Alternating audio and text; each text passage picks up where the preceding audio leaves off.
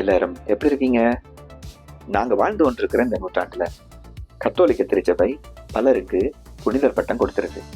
அப்படி புனிதர் பட்டம் கொடுத்தவர்கள்ல மதர் தெரேசா எனக்கு ரொம்ப பிடிச்சவங்க. அவங்களோட ஹிஸ்டரி உங்களோட ஷேர் பண்ணலான்னு ஆசைப்படுறேன். 1950ஆம் ஆண்டு மதர் தெரேசா கொல்கத்தாவில் மிஷனரி ஆஃப் சேரிட்டி என்ற தன்னுடைய தொண்டு நிறுவனத்தை ஏழைகள், அனாதைகள், தொழுநோயாளர்கள், வீதியில இறக்கும் தருவாயில் இருப்பவர்களுக்காக தொடங்குறாங்க.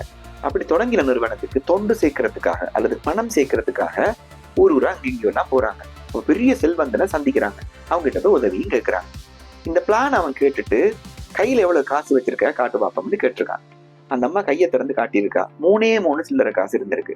அவன் சிரின்னு சிரிச்சுட்டு கேட்டானா, நக்கலா கேட்டானா, உங்ககிட்ட இருக்க இந்த 3 சில்லறை காசை வச்சுக்கிட்டா இந்த பெரிய பிளான் போட்டேன் கேட்டிருக்கான்.